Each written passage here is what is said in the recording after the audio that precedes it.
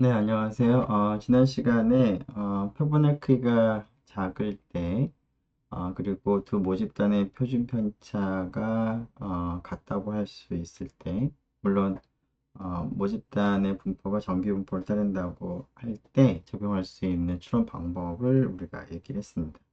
자, 그런 방법을 실제 문제에 한번 적용을 해보도록 하겠습니다. 자, 우선 그런 과정에서 공통의 분산에 대한 시그마 제곱에 대한 합동 추정량을 이제 계산하는 과정이 필요한데요. 자, 그러한 합동 추정량을 계산하는 것부터 먼저 연습을 해보도록 하겠습니다. 어, 두 개의 정기분포를 따르는 모집단으로부터 각각 표본을 이제 두 개를 추출했다고 하겠습니다. 자, 그리고 물론 두 모집단의 표준 편차가 같다라고 가정을 한 상태에서 그 공통의 모 분산에 대해서 이 두 표본 1과 표본 2를 가지고 같이 우리가 어, 분산을 이제 추정을 하는 값인 SP 제곱 합동 추정량을 한번 계산을 해보도록 하겠습니다. 자, 그 계산의 식을 이제 떠올리면 각각의 표본으로부터 구한 표본 분산을 이제 구하거나 아니면 각각의 표본으로부터 어, 편차 제곱 합을 이제 구해야 됩니다. 그래서 그런 일을 하기 위해서 단계적으로 한다면 처음에는 이제 표본 평균을 각각의 표본에 대해서 구하는 것이 필요하겠습니다. 그래서 표본 평균을 구하기 위해서 첫 번째 표본의 합, 두 번째 표본의 합을 구하고 표본의 크기 6, 5로 나눗셈을 이제 하면 되겠습니다. 그러면 첫 번째 표본의 평균 x바 7, 두 번째 표본의 평균 y바 5가 나오겠습니다.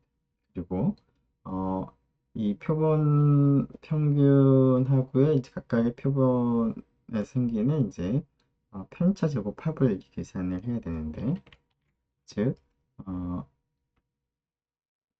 xi 빼기 x바 제곱 합이죠. 자, 물론 이 값을 이제 편차를 제곱해서 구할 수도 있고, 혹은 전개를 해서 제곱합에서 빼기 n 곱하기 x바의 제곱과 같이 식을 좀 바꿔서 계산을 할 수도 있겠습니다. 자, 그래서 처음에 x들의 편차의 제곱합을 다음과 같이 제곱합에서 x바의 제곱에서 n1을 곱한 것을 이제 뺀 거 비슷하게 y들의 편차 제곱합을 y의 제곱합에서 y의 평균의 제곱, 표본 평균의 제곱, 그 다음에 n2를 곱한 것을 이제 뺀 것을 이제 분자하고 분모에는 n1, n2, 그 다음에 더하고 2를 빼는 것이죠. 그래서 6 더하기 5 빼기 2. 그래서 계산을 하게 되면 2.89가 되는 것 같습니다. 자, 이것을 이제 R로 한번 계산을 해보도록 하겠습니다. 자, R로 계산을 할 때는 이러한 과정을 그대로 뭐 반복을 해도 좋지만, S1의 제곱이라던가 S2의 제곱을 우리가 R에서는 쉽게 그 var라고 하는 명령어를 통해서 구할 수가 있습니다. 즉, S1 제곱, 각각의 표본의 표본 분산이죠. 그래서 var을 사용해서 그 S1 제곱, S2 제곱을 이제 계산할 수 있으므로 R을 사용할 때 조금 더 간편하게 계산을 할 수가 있을 것 같습니다. 네, 그러한 과정을 한번 같이 살펴보도록 하겠습니다. 네, R을 일단은 열도록 하고요. 네, 여기서 계산을 이제 하려고 하는 문제가 예제 5번인데 지금 표본의 값들은 지금 x 그리고 y라고 하는 변수에 입력이 되어 있다라고 하고 계산을 하도록 하겠습니다. 자, 표본의 크기를 우리가 물론 상수를 우리가 할당을 해서 정할 수도 있지만 x 혹은 y의 그 자료가 바뀌는 경우도 같이 사용할 수 있는 그런 코드를 작성을 한다는 관점에서 x라는 이제 벡터, y라는 벡터로부터 크기 n1, n2를 먼저 구하도록 하고요.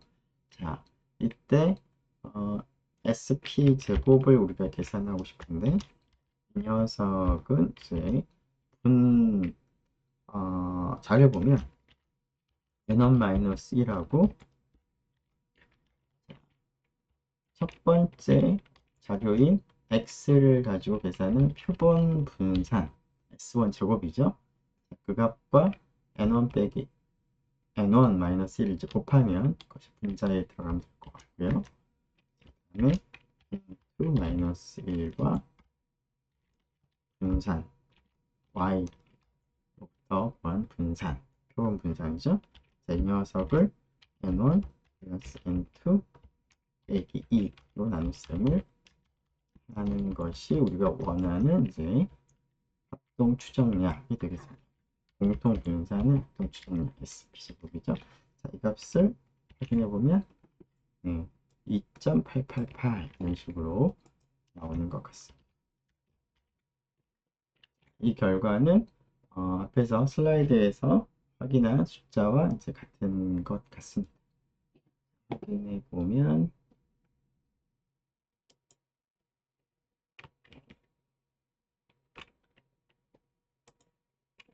잠시만요. 2.89, 8889 반올림에서 같은 것을 확인할 수 있겠습니다. 자, 그러면 SP 제곱을 이제 계산을 하는 연습을 했으니까 이제 이것을 통해서 구간 추정과 검정을 한번 해보도록 하겠습니다.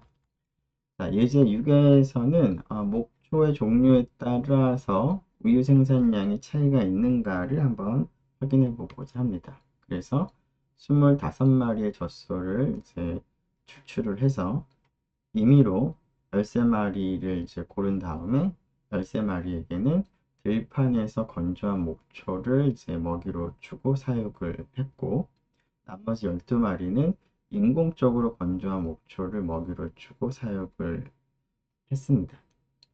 자, 그랬을 때 어떠한 목초를 이제 그 사료로 먹었느냐에 따라서 그 우유 생산량의 차이가 있을까 하는 것을 우리가 확인해 보고자 합니다. 자, 그래서 13마리의 하루 동안에 생산한 우유 생산량을 조사를 하고 그것의 평균을 이제 구해봤고요. 12마리도 마찬가지로 생산량의 평균을 날마다 이제 측정을 좀 해봤습니다. 네. 그래서 그랬더니 이제 그 13마리에 대해서는 이제 다음과 같이 여러 날 동안 이제 측정한 결과 각각의 그 젖소에 대해서 하루 동안에 생산한 평균 생산량이 13마리 중 첫 번째 경우는 이제 44, 두 번째 젖소는 44 등등 해서 41까지 나오고, 인공적으로 건조한 목초를 이제 먹고 자란 사육한 그러한 12마리에 대해서는 다음과 같이 일일 평균 우유 생산량을 조사했더니 35, 47과 같이 나타났습니다. 자, 이때 들판에서 건조한 목초를 이제 먹고 사육한 젖소가 생산하는 하루 동안의 우유 생산량들의 평균 값과 인공적으로 건조한 목초를 먹고 자란 그렇게 사육한 그러한 젖소들이 하루 동안에 생산하는 우유 생산량의 평균의 차이를 이제 생각을 해서 그 차이에 대한 95% 신뢰 구간이 생각을 하고자 합니다. 자, 그러면 이제 두 가지 모집단을 좀 구분을 할 필요가 있을 텐데요. 우리는 일판에서 건조한 목초를 이제 먹고 이제 사육한 그러한 젖소들이 하루 동안 생산하는 우유 생산량들의 모임 전체를 모집단 1이라고 하고요. 그 다음에 인공적으로 건조한 목초를 이제 먹고 사육한 그러한 젖소들이 하루 동안에 생산하는 우유 생산량들을 다 모아둔 모집단을 모집단이라고 부르도록 하겠습니다. 자, 그리고 여기 있는 13개의 값, 관측값, 12개의 관측값은 모집단 1로부터 추출한 13개의 관측값, 표본이 될 거고, 그 다음에 12개는 모집단 2로부터 추출한 표본이라고 볼 수 있겠습니다. 그리고 이러한 모집단이 이제 서로 분리가 되어 있는 상태에서 독립적으로 추출을 한 상태이기 때문에 두 개의 독립인 표본이 될 텐데요. 지금 첫 번째 모집단의 평균은 μ1, 두 번째 모집단의 평균은 μ2라고 할 때 우리가 구하고자 하는 차이는 μ1 마이너스 μ2가 될 텐데 μ1 빼기 μ2에 대한 95% 신뢰 구간을 이제 구하고자 합니다. 자, 이러한 경우에 앞에서 우리가 생각했던 방법과는 다르게 표본의 크기가 크지 않습니다. 따라서 이럴 때는 모집단에 대한 가정이 필요한데 우리는 앞에서 정기분포를 따른다는 가정을 도입을 하기로 했습니다. 그래서 들판에서 건조한 목초를 이제 먹고 젖소들이 생산하는 하루 생산량들의 전체 모임이 정기분포를 따른다. 인공으로 건조한 목초를 이제 먹고 생산하는 그런 우유 생산량의 분포도 마찬가지로 정기분포를 따른다. 라고 가정을 할 것인데요. 자, 이 경우에 이러한 모집단의 분포에 대한 가정뿐만 아니라 분산에 대한 가정에 따라서도 추론 방법이 달라진다고 했었는데 우선 앞서 시간에는 두 모집단의 분산이 같은 경우에 적용할 수 있는 방법을 우리가 생각을 했습니다. 자, 그래서 시그마 1 제곱과 시그마 2 제곱이 같은지 혹은 다른지를 일단은 판단을 먼저 해야 되겠습니다. 자, 이것을 판단하는 방법으로 앞에서 생각했던 방법은 각각의 표본으로부터 구한 표본 평균 표본의 표준 편차 S1, S2를 생각해서 그 녀석의 비율을 생각해서 그 비율이 그러니까 2분의 1과 2 사이에 있다 라고 한다면 같다라고 보겠다라는 것이었고요. 그렇지 않으면 같다라고 보기 어렵다라고 얘기했습니다. 자, 이러한 방식으로 한번 우리가 확인을 해보도록 하고요. 이러한 방식으로 확인하기 위해서는 각각의 그 표본으로부터 S1, S2를 구하고 그걸 비율을 우리가 계산해 봐야 됩니다. 자, 그러한 방법뿐만 아니라 또 다른 방법으로는 이 방법은 표본 표준 편차를 계산해야 되기 때문에 한눈에 알아보기는 좀 어려운 반면 지금 소개할 두 번째 방법은 한눈에 확인을 할 수도 있을 것 같습니다.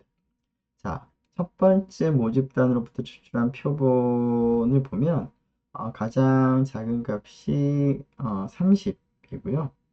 가장 큰 값이 58인 것 같죠? 그래서 첫 번째 표본 30에서 58 사이의 관측값들이 지금 관측이 된 것인데 두 번째 표본도 가장 작은 값을 생각을 해보면은 32가 되는 것 같죠?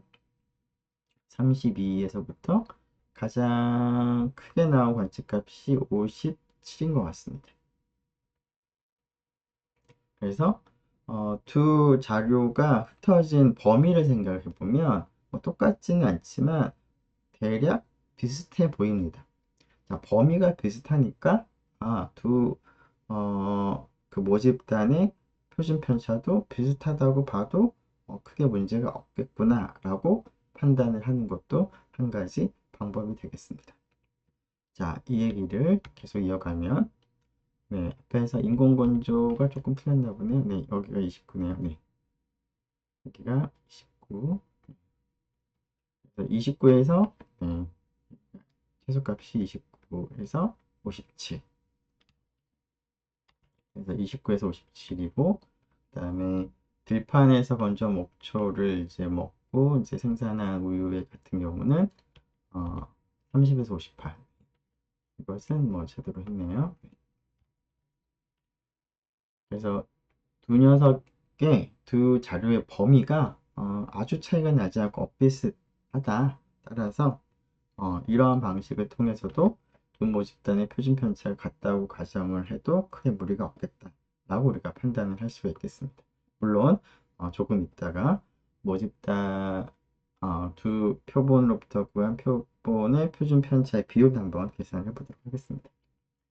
자, 이러한 이제 가정이 적절하므로 우리는 두 개의 모집단이 정규분포를 따른다고 가정을 하고 우리가 이제 진행을 이제 하려고 하는데요. 자, 앞에서 우리가 예제 5에서 했던 것처럼 두 표본으로부터 공통 분산의 합동 추정량을 계산을 해야 될 텐데 그 계산을 해보면 8.36 정도 나오는 것 같고요.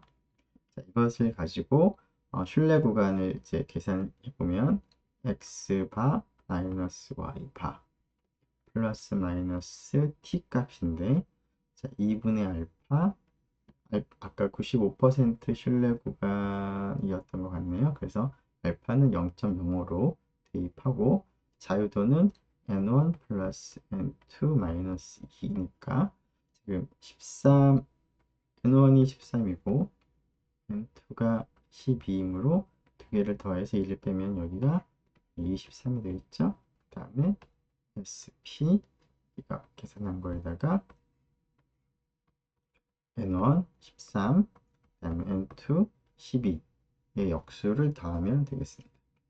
그래서 계속 계산을 해보면 들판 건조를 한 목초를 이제 먹고 이제 생산한 우유의 평균 값을 이제 미원, 인공 건조의 경우에 평균 값을 뮤트라고 할 때 미원 빼기 뮤트에 대한 신뢰 구간은 x바 빼기 y바 플러스 마이너스 t2분의 알파 t 0.025 그다음 자유도는 23 더하기 sp 그 다음에 루트에 n1분의 1 더하기 n분의 1이 될 텐데 자 여기에 주어진 자료로부터 표본의 크기라던가 표본 평균이라던가 표본의 표준 편차들 그 다음에 sp 값들을 이제 넣어서 계산을 해보면 t 값이 2.069 정도 나오고 그래서 신뢰 구간은 2.9 플러스 마이너스 6.9 이것을 덧셈 계산해보면 4.025에서 9.82가 되는 것을 이제 확인할 수가 있는데 여기 있는 세세한 계산을 우리가 R 스튜디오를 가지고 한번 확인해 보도록 하겠습니다. 네, R 스튜디오를 하고요.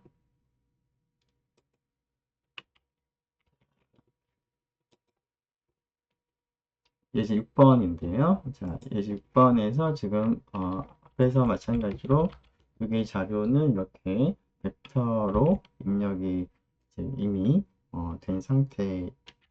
그래서 n1은 s를 이용해서 계산될 것이고, 그 다음에 s1도 계산하죠.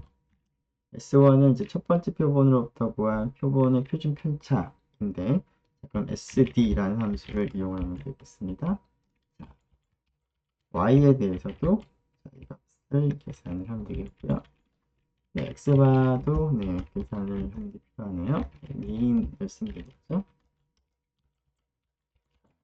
n2는 y로부터 s2는 y 계산하는 거고 y바가 2인 y가 되겠습니다. 자, 일단 비율을 한번 먼저 확인을 해보도록 하겠습니다. 비율을 먼저 확인해 보면 비율은 0.91 그래서 비율이 2분의 1과 2 사이에 있으므로 그 모집단의 표준 편차가 같다고 가정을 하는 것이 이제 적절한 가정이라는 것을 우리가 확인을 했고 따라서 모집단이 정기분포를 따른다. 그리고 그 모집단의 표준 편차가 같다라는 가정 하에서 우리가 추론을 이제 할 텐데 자, 95% 신뢰 구간이니까 알파를 먼저 정하면 0.05 정도될 거고요. 이때 T알파 값을 이제 정해야 되겠죠. T의 2분의 알파 값이죠. 이거는 qt를 이용하면 될 것이고 1 마이너스 2분의 알파의 자유도가 n1 플러스 n2 마이너스 2가 되겠습니다. SP 값도 계산을 하는 게 필요하죠. SQRT에 앞에서 했던 것과 비슷하게 n1 빼기 1에 앞에서 베리에이션을 이제 이용을 할 수도 있는데 베리언스를 이용할 수도 있는데 여기서는 이제 S1을 앞에 적어놨습니다. 비록 이미 계산했으니까 S1을 이용한다면 S1 제곱 그 다음에 N2 마이너스 1에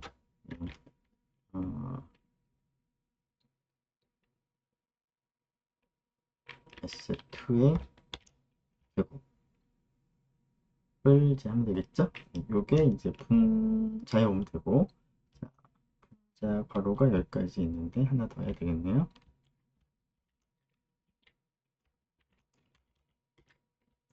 여기까지가 이제 분자고요. 나누기 자유도 n1 플러스 n2 마이너스 2 이를 한 것을 전체 스퀘어 루트니까 괄호가 잘 맞았는지 한번 확인을 해보도록 하죠. 이게 지금 분자가 여기까지가 이제 이게 지금 분자고요. 이게 지금 필요 없네요. 이게 만큼이 이제 분자고 그럼 된 것 같습니다. 자, 그러면 네, 그 D를 먼저 정하면 T 2분의 알파에다가 여기 SP 곱하기 스퀘어 루트 1 나누기 n1 1 나누기 n가 되겠죠? 프린트 x가 마이너스 y가 2 출력하고 샘플 직접 해본 것도 출력을 해보면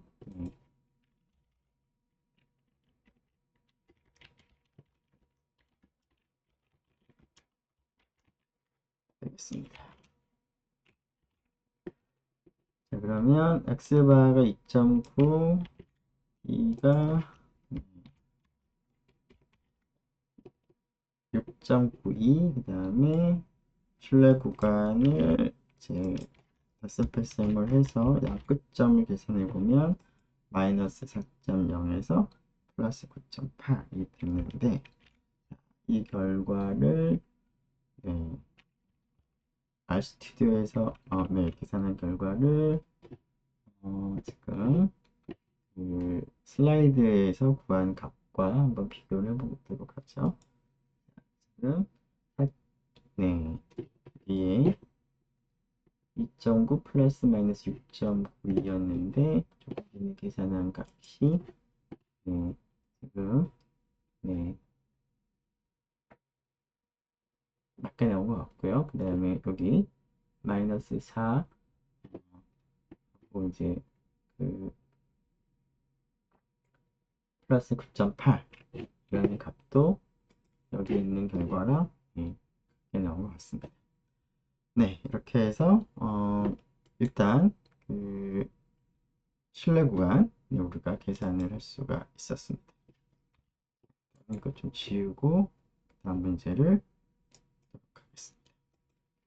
자, 이번에는 가설 검정을 한번 생각을 해보도록 하겠습니다. 앞에 있는 예제에서 들판 건조 목초를 사용을 하면 인공 건조 목초를 사용하는 것보다 우유 생산량이 더 많다고 할 수 있을까 하는 것을 유효 수준 5%로 검증하자 라는 그런 질문이 되겠습니다. 자, 우선 가설을 먼저 수립을 해야 될 텐데 앞에서 μ1은 그 들판 건조 목초를 사용을 했을 때의 평균 우유 생산량이었고요.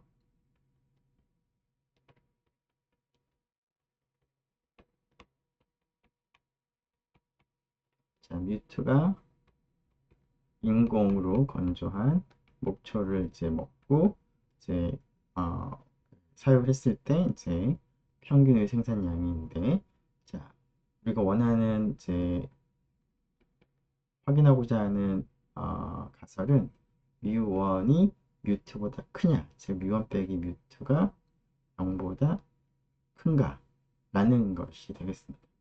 그래서 이것에 대한 규모 가설은 뮤1 빼기 뮤트가 0이다 라는 것이 되겠고, 이를 검증하기 위한 검정 통계량은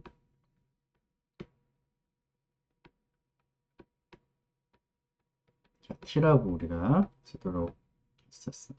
쓰기로 했습니다. x바 빼기 y바, 자, 빼기 여기가 제로니까 델타 제로가 0이니까 0을 빼고, 그 다음에 sp 루트 n1 플러스 n2분의 1을 생각하면 되고, 자, 유효 수준이 알파인 기각력은 t가 뮤1 빼기 뮤트가 0보다 크다이기 때문에 t 알파가 0.05였죠.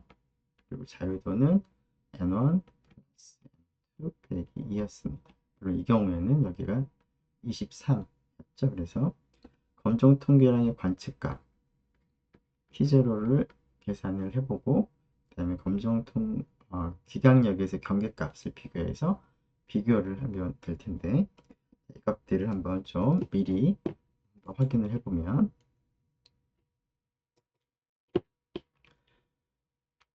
자, 검정 통계량과 기각력에서의 그 경계점이 1.714가 나오는 것 같고요. 검정 통계량 T의 관측값을 계산해보면 0.866, 그래서 0.866이 1.714보다 큰 것이 아니기 때문에 규모 가설을 기각하기가 어렵습니다. 즉, 들판 건조 목초를 사용하는 경우에 우유 생산량이 더 많다라고 하는 것에 대한 통계적인 근거가 없다는 것이죠. 그래서 더 많다고 할 수가 없겠다라고 결론을 내리면 되겠습니다.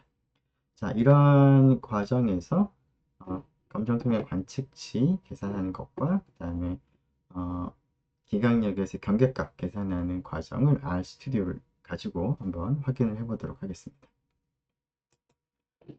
그러면 RStudi오를 열어보고요. 네, 여기서 이제 6에서 했던 과정들이 이제 많이 반복이 되는데요.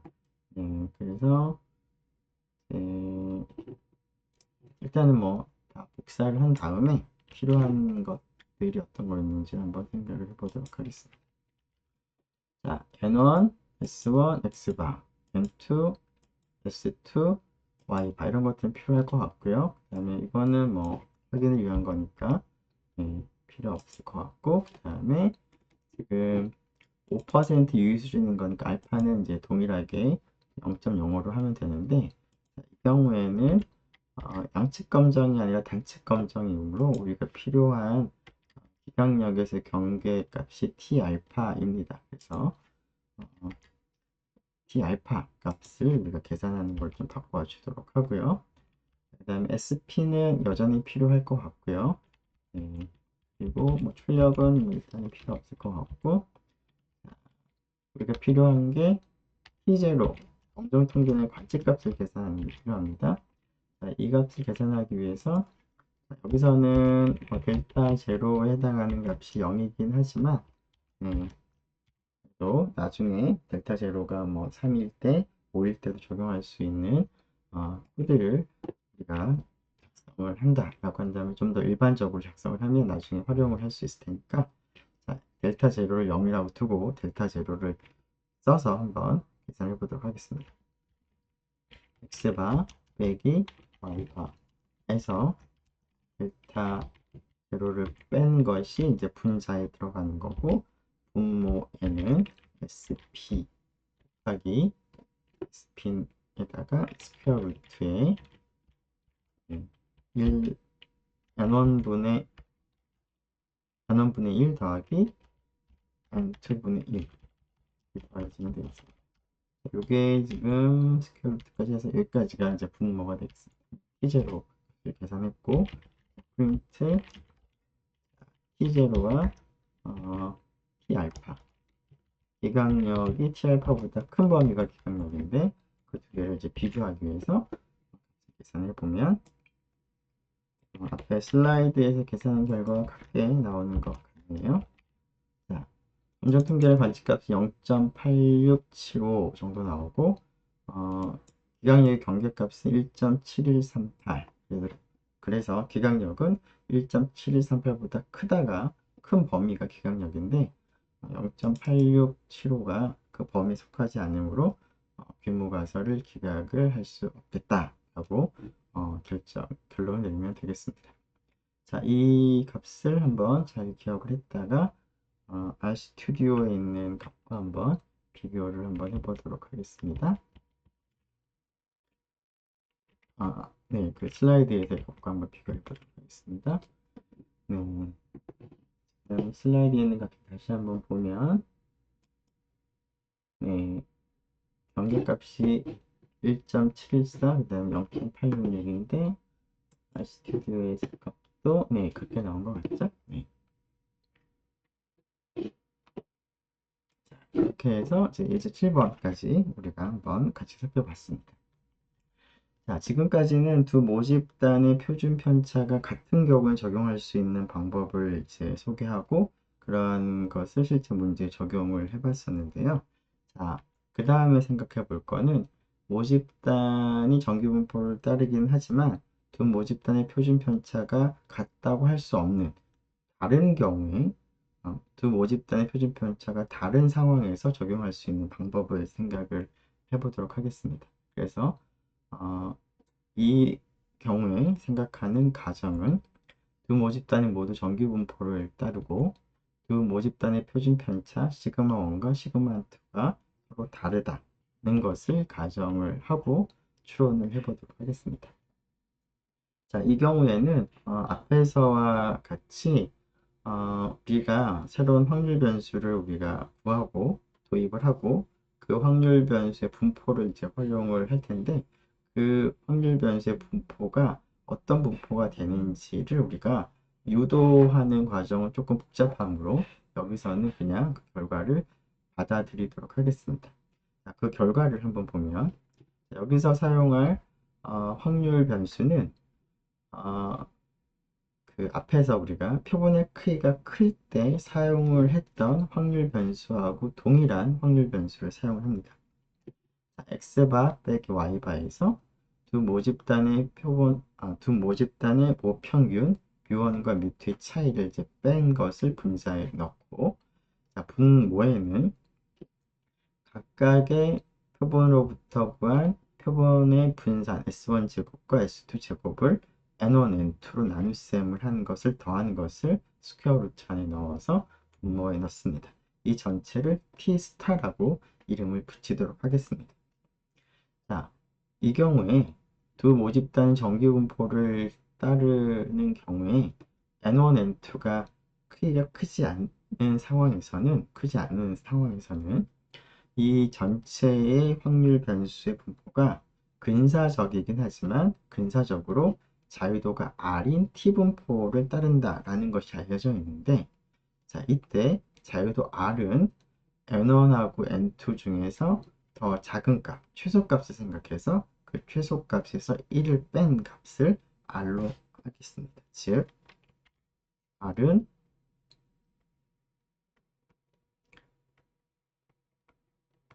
N1과 N2 중에서 더 작은 값 빼기 1을 자유도로 갖겠습니다.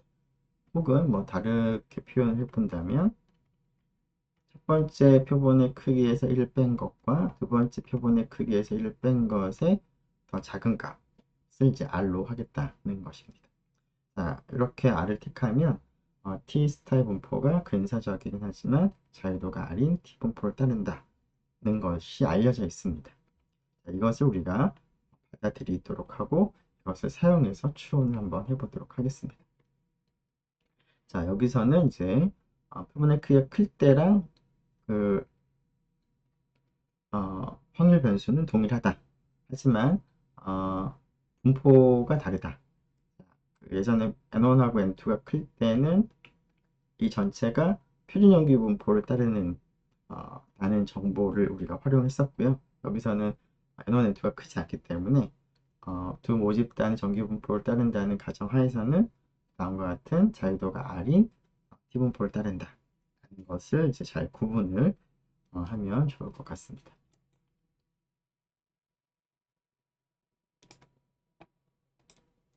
네. 자, 이것을 이제 유도하기는 어려우니까 실제로 한번 그 상황을 한번 좀 관찰을 좀 해보는 의미로 두 개 모집단 실제로 하나 정하도록 하고요. 즉, 하나의 모집단은 평균이 3이고 분산이 3의 제곱인 정규분포를 따르는 모집단 생각하고 또 다른 모집단은 평균이 4이고 분산이 8의 제곱인, 즉 여기서 보는 것처럼 3과 8이 지금 다른 상태입니다. 그러한 정규분포를 따르는 두 개의 모집단 생각하고, 자, 각각의 모집단에서 10개를 추출하고 그 다음에 또 다른 모집단에서 12개를 추출을 하겠습니다. 표본을. 그런 다음에 그런 표본으로부터 앞에서 얘기한 T스타를 계산을 해서 T스타의 값을 여러 개를 모은 다음에 T스타의 모습이 어떤 분포를 갖는지를 알기 위해서 T스타들을 가지고 히스토그램을 그려보도록 하겠습니다. 다시 각각의 모집단으로부터 10개, 12개를 추출하는 일을 해서 T스타를 구하고 그러한 과정을 수없이 반복해서 수없이 많은 T스타의 히스토그램을 그려보면 T스타의 분포가 어떠한지 우리가 대략 알 수가 있을 것 같은데요.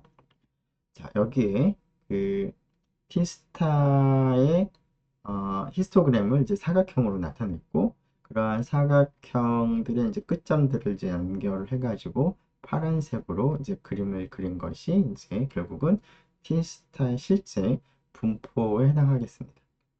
자, 그런데 이 녀석이 앞에서 얘기한 것처럼 자유도가 R은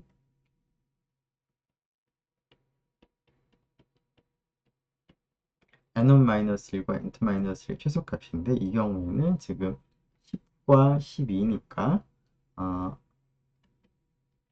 9와 11의 최소값인 이제 자유도가 9인 그러한 T분포의 확률 밀도 함수를 이제 빨간색으로 이제 그림을 그려서 두 개를 한번 비교해 보려고 합니다. 자, 실제로 이 T스타의 분포와 빨간색 T분포가 거의 비슷한 것을 이제 볼 수가 있습니다. 그래서 이러한 사실로부터 우리가 추론을 우리가 이제 할 수 있겠습니다. 자, 물론 이제 비슷하긴 한데 조금 차이는 있습니다. 여기를 보면은 T분포가 그 실제 T스타보다는 조금 아래쪽에 있고요. 그 다음에 꼬리 쪽을 보면은 T분포가 약간 꼬리가 두꺼운 걸 볼 수 있습니다. 자, 이런 차이 때문에 이러한 추론이 나중에 얘기하겠지만 약간 보수적인 결과를 갖게 됩니다.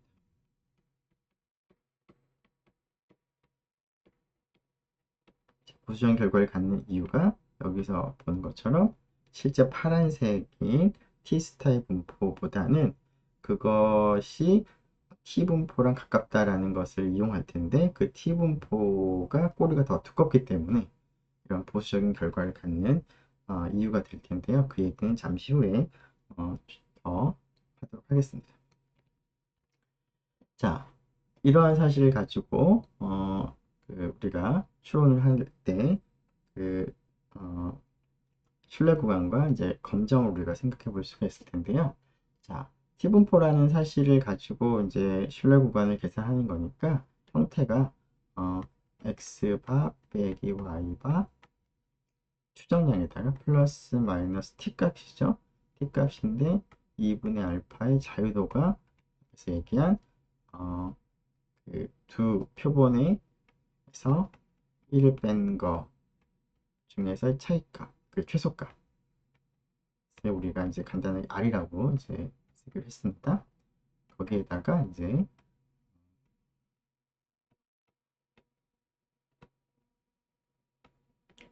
그 추정량의 일종의 그 표준 오차 혹은 표준 오차에 대한 추정치가 되겠죠.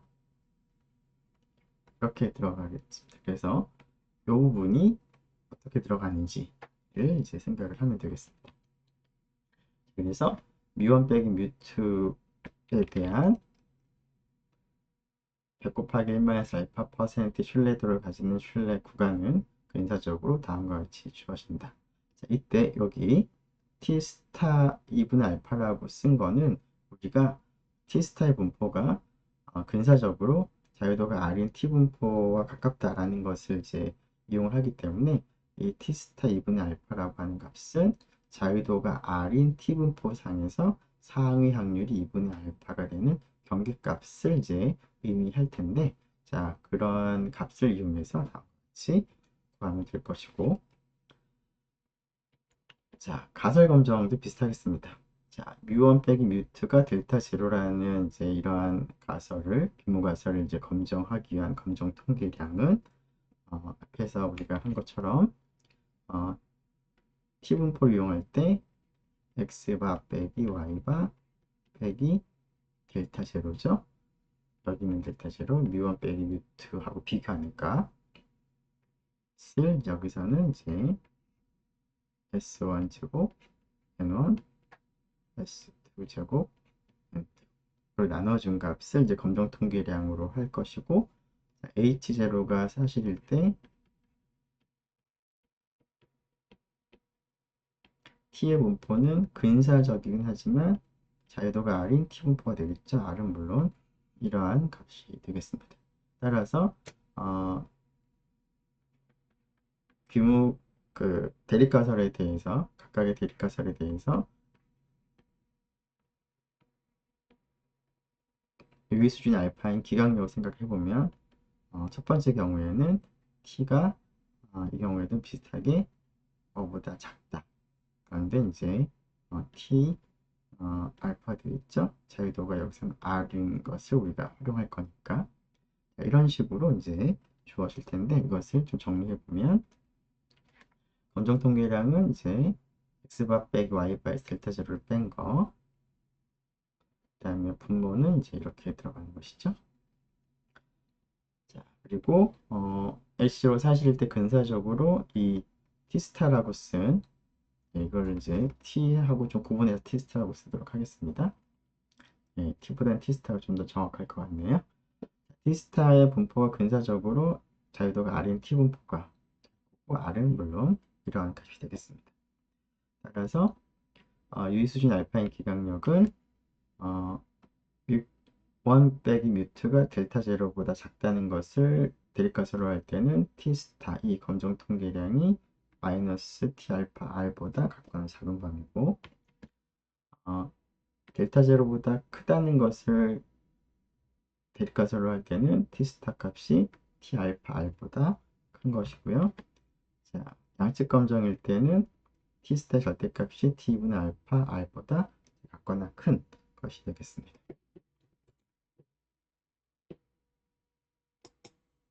자, 그래서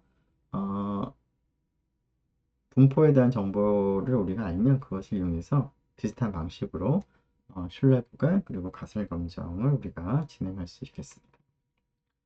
자, 그런데 앞에서 잠깐 언급했는데 이 방법은 T스타의 분포가 근사적으로 TR과 유사하다라는 것을 사용을 하긴 하지만 T스타의 분포와 이 분포는 엄밀히 따지면 정확하게 동일하진 않습니다. 앞에서 얘기한 것처럼. 자, 그 관계를 조금 생각해 보면, 자, 꼬리를 보면, T 아래 꼬리가 조금 더 두껍게 나타났습니다. TR이 이렇게 됐고, T 스타는 그거보다는 꼬리가 더, 그, 작습니다. 두껍지가 않습니다. 그래서 T 스타는 우리가 이제 점선으로 이제 표기한다면 이렇게 되겠죠. 예를 들면, 여기가 T 스타입니다. 자, 이런 상황에서 지금 신뢰 구간을 구하는 과정에서 요 값을 우리가 계산을 할 때는 T스타의 관점이 아니라 TR의 관점에서 계산을 하다 보니까 자, 여기 있는 T 2분의 알파 R 값을 이용을 하는데요. 자, 이 값은 여기 있는 확률이 2분의 알파가 되는 그런 기준값이 됩니다.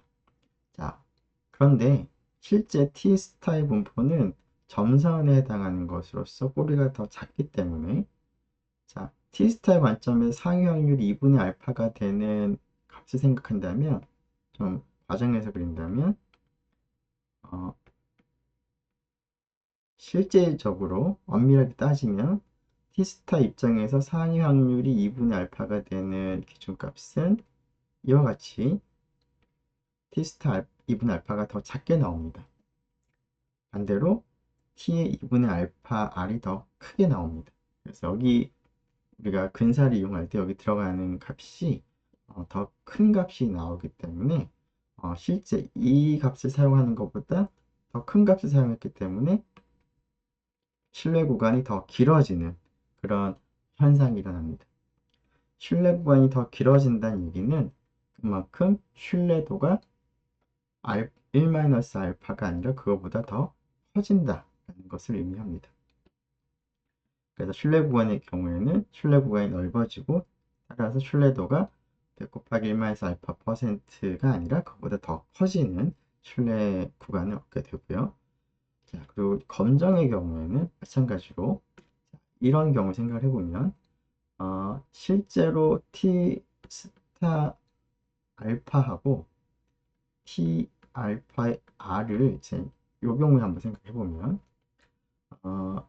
오른쪽이 더 커지기 때문에 기강력의 형태를 생각을 해보면 기강력이 하나는 T 알파 R보다 큰 범위가 기강력이 되는 거고 근데 실제로는 T 스타 알파보다 큰 것을 기강력으로 해야 되는데 실제 해야 되는 기강력보다 기강력이 더 줄어들게 됩니다.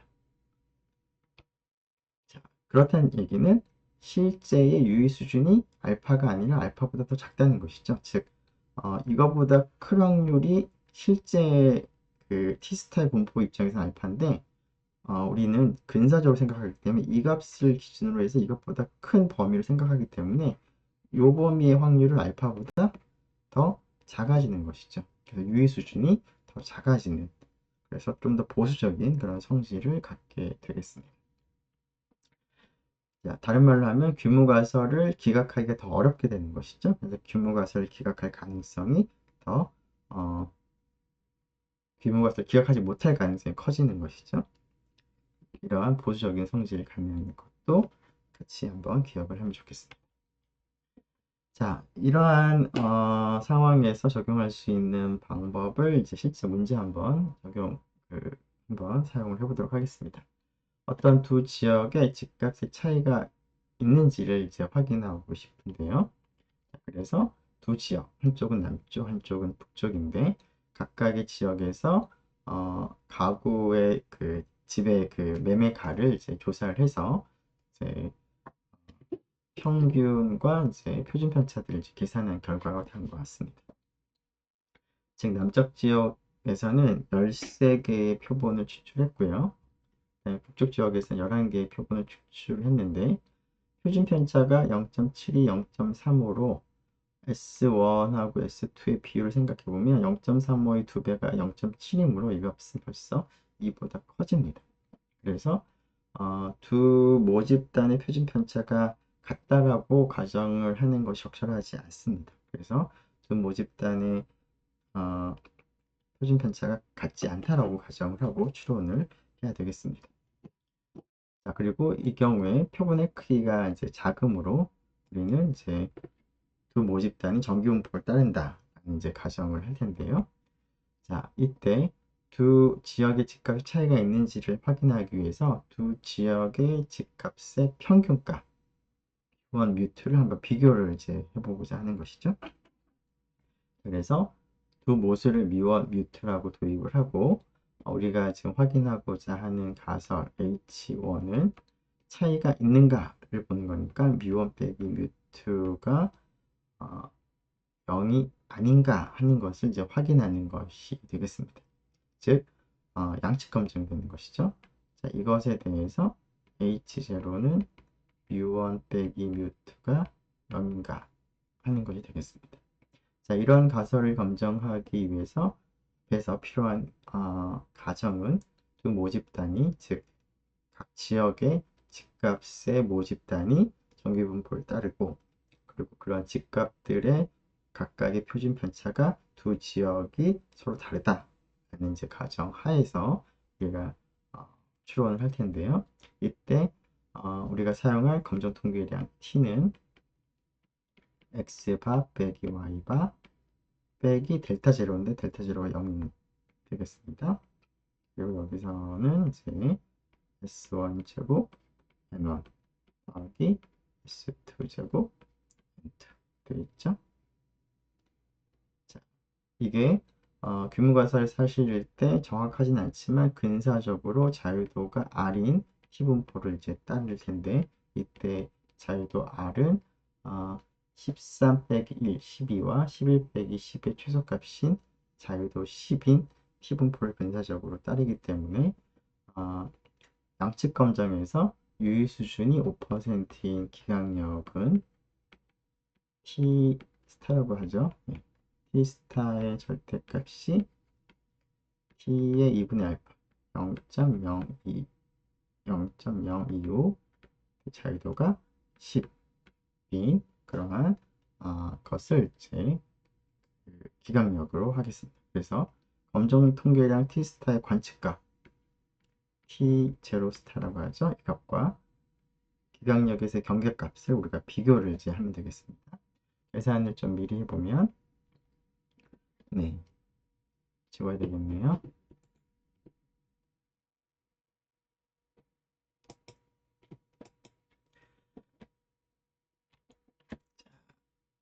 T 스타의 제로값 관측값이 1.107, 그 다음에 기강력에서 경계값이 2.28이 되므로 이 검정 통계량의 관측값이 기강력에 속하지 않습니다. 즉 뮤1하고 뮤2가 같다는, 차이가 0이라는 규모가설을 기각을 할 수가 없겠습니다. 즉 두 지역 간의 집값의 차이가 있다고 하기 어렵다, 있다고 할 수 없다 라는 결론을 내리면 되겠습니다. 네. 자, 이 값을 이 예제를 그 RStudi오를 가지고 한번 계산을 한번 마지막으로 확인을 해보도록 하겠습니다. 네.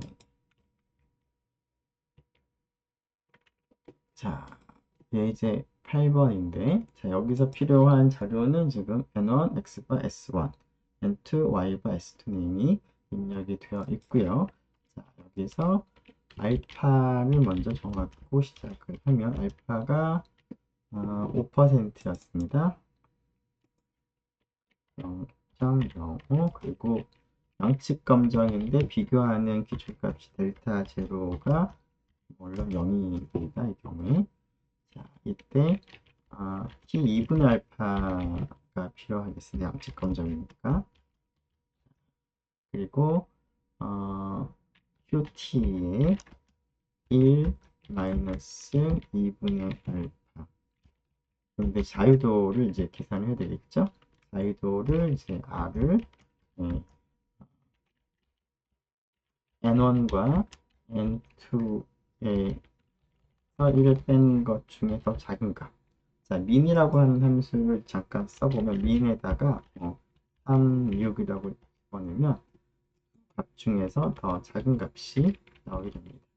물론 순서를 바꿔도 마찬가지죠. 그래서 여기에 자유도 R을 이제 구할 수 있고, 자유도 R에 대해서 기준값을 계산한 다음에 T스타의 제로, 간단하게 T0라고 표기한다면 X바 빼기 Y바 해서 델타 제로를 뺀 것을 분자로 하고, 자, 이것을 스퀘어 루트에 S1 제곱 나누기 N1 더하기 S2 제곱 나누기 N2로 이제 나눠준 값이 이제 t0가 될 거고, 이 값을 이제 비교를 하기 위해서 출력을 한번 해보도록 하겠습니다. 그러면 네, 약간 숫자가 다른 것 같기도 한데요. 일단 봅시다. 네, 검정통계 관측값이 1.10, 그 다음에 기준값이 2.228이 나왔습니다. 네, 같은지 한번 확인을 해보죠. 이렇게 나실 수가 있는지.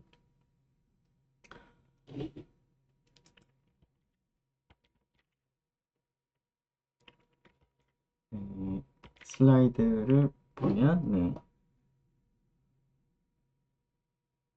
슬라이드를 볼까요? 네. 지금 T0 스타가 1.107, 그 다음에 경계값 2.28인데, 네, 반올림을 해서 생각한다면, 예, 같은 결과가 나온 것 같습니다. 네, 이렇게 해서, 그,